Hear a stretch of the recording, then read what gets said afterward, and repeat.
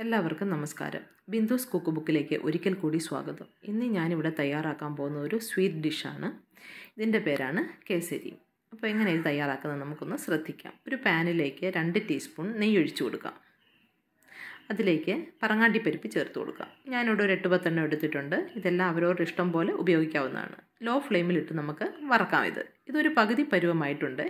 ഇതിലേക്ക് നമുക്ക് മുന്തിരിങ്ങ ചേർത്ത് കൊടുക്കാം. മുന്തിരിങ്ങയും എത്ര വേണമെങ്കിലും എടുക്കാം കേട്ടോ, അതിന് പ്രശ്നമില്ല. അപ്പോൾ ലോ ഫ്ലെയിമിലിട്ട് രണ്ടും കൂടി നമുക്ക് വറുത്തെടുക്കാം. മുന്തിരിങ്ങ ഒരുമാതിരി ബോൾ പോലെ ആവണം, അതാണ് അതിൻ്റെ ഒരു കൃത്യമായിട്ടുള്ള പരുവം. അപ്പോൾ ഇത് മുന്തിരിങ്ങയും പറങ്ങാണ്ടിയും റെഡിയായി നമുക്കൊരു പ്ലേറ്റിലേക്ക് മാറ്റി വയ്ക്കാം. ഇനി ഇതേ പാനിൽ തന്നെയാണ് നമുക്ക് റവയും വറുത്തെടുക്കേണ്ടത്. ഇതിനകത്ത് കുറച്ച് നെയ്യ് അധികമുണ്ട്. അതിലേക്ക് തന്നെ 1 കപ്പ് റവ ചേർത്ത് കൊടുക്കുക. ഇത് ഉപ്പുമാവിന് ഉപയോഗിക്കുന്ന അതേ റവ തന്നെയാണ്.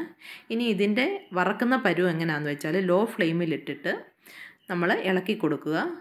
അപ്പോൾ റവ കയ്യിലെടുത്ത് നോക്കുമ്പോൾ നന്നായിട്ട് ചൂടായിട്ടിരിക്കണം, അല്ലാതെ ഇതിൻ്റെ കളർ മാറാനേ പാടില്ല. അത് പ്രത്യേകം ശ്രദ്ധിക്കണേ. അപ്പോൾ ഇളക്കി കൊടുക്കുക. ഇളക്കുന്നതിനനുസരിച്ച് അത് പിടിച്ചു നോക്കുമ്പോൾ നല്ല ചൂടായിട്ടിരിക്കുക. ഇത് നമ്മുടെ റെഡിയായിട്ട് വന്നിട്ടുണ്ട്. ഞാനതൊരു പ്ലേറ്റിലേക്ക് മാറ്റി. ഇനി അതേ പാനിൽ തന്നെ 3/4 കപ്പ് വെള്ളം ഒഴിച്ചു കൊടുക്കാം. ഇതിലേക്ക് ഒരു 1/4 ടീസ്പൂൺ കേസർ കളറുണ്ടല്ലോ, അത് വെള്ളത്തിൽ ചാലിച്ച് അതും കൂടി ഞാൻ ഒഴിച്ചു കൊടുത്തിട്ടുണ്ട്. അപ്പോൾ വെള്ളം തിളച്ച് വന്നിട്ട് വേണം റവ ഇട്ട് കൊടുക്കാനായിട്ട്. അപ്പോൾ കുറേശ്ശെ റവ ചേർത്ത് കൊടുക്കുക. അതിനോടൊപ്പം തന്നെ നമ്മൾ ഇളക്കിയും കൊടുത്തുകൊണ്ടിരിക്കണം. അല്ലെങ്കിൽ ഇത് അടിയിൽ പോയി കട്ട കെട്ടുകയോ അല്ലെങ്കിൽ അടിയിൽ പോയി പറ്റി പിടിച്ചിരിക്കുകയോ ഒക്കെ ചെയ്യും. അത് പ്രത്യേകം ശ്രദ്ധിക്കണം. വെള്ളത്തിലേക്ക് ഇട്ട് കൊടുക്കുമ്പം കുറേശ്ശെ ഇട്ട് കൊടുക്കണം, ഇളക്കി കൊടുത്തുകൊണ്ടിരിക്കണം കണ്ടിന്യൂസ് ആയിട്ട്. ഇനി ഇത് നമ്മൾ മൂടി വെച്ച് വേവിക്കാം ഇതിനെ. ഇനിയും വെള്ളം പറ്റി കഴിയുമ്പോൾ മൂടി തുറന്ന് നമുക്കിതേപോലെ 2 ടീസ്പൂൺ നെയ്യ് ഒഴിച്ചു കൊടുക്കാം. അതോടൊപ്പം ഒരു 1/2 കപ്പ് പാലും കൂടി ചേർത്ത് കൊടുക്കാം. ഇനി ഇതിനെ നന്നായിട്ട് ഇളക്കി യോജിപ്പിച്ച് ഈ പാലൊന്ന് ഡ്രൈ ആയിട്ട് വരണം. അത്രയും നേരം ഇനി ഇതിനെ ഒന്ന് ഇളക്കണം. ഇത് പെട്ടെന്ന് ഉണ്ടാക്കിയെടുക്കാവുന്ന ഒരു സ്വീറ്റ് ഡിഷാണ് കേട്ടോ. ഒരു 15 മിനിറ്റ് ധാരാളം മതിയാവും ഇത് തയ്യാറാക്കാനായിട്ട്. അപ്പോൾ എല്ലാവരും വീട്ടിലൊന്ന് ട്രൈ ചെയ്ത് നോക്കണേ. അപ്പോൾ പാലും നമ്മുടെ ഡ്രൈ ആയിട്ട് വന്നിട്ടുണ്ട്. ഇതിലേക്ക് നമുക്കിനി പഞ്ചസാര ചേർത്ത് കൊടുക്കാം.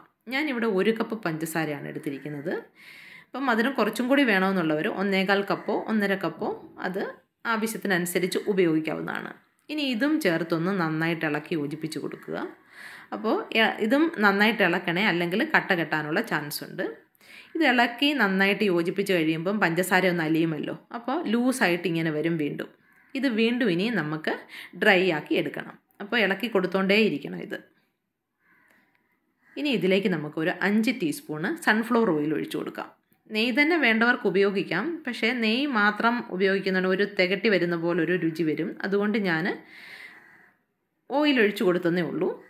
അത് അവരവരുടെ ഇഷ്ടമാണ്. നെയ്യ് തന്നെ ഉപയോഗിച്ചും ചെയ്യാവുന്നതാണ്. അപ്പോൾ അതും ഇളക്കി നന്നായിട്ട് യോജിപ്പിക്കുക. ഇപ്പം ഏകദേശം ഒരു പരുവമൊക്കെ ആയി. ഇനി ഇതിലേക്ക് 1 ടീസ്പൂൺ നെയ്യ് ഒഴിച്ചു കൊടുക്കാം. വീണ്ടും അത് ഇളക്കി യോജിപ്പിച്ച് നന്നായിട്ട്, ഇപ്പം കണ്ടില്ലേ ഇങ്ങനെ സൈഡിൽ നിന്നൊക്കെ വിട്ട് വരുന്നൊരു പരുവമായല്ലോ.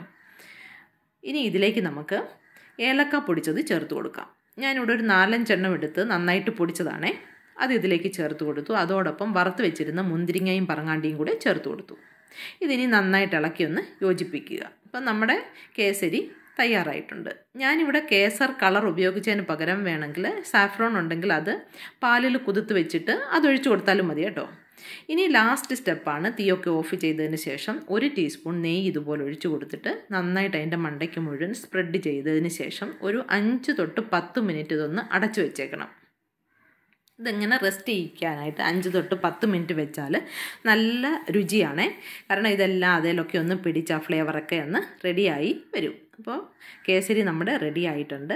എല്ലാവർക്കും ഇത് ഇഷ്ടപ്പെട്ടു കാണുമെന്ന് ഞാൻ വിശ്വസിക്കുന്നു. ഇത് തീർച്ചയായിട്ടും എല്ലാവരും ഒന്ന് തയ്യാറാക്കി നോക്കണം. വളരെ പെട്ടെന്ന് തയ്യാറാക്കുന്ന ഒരു റെസിപ്പിയാണ്.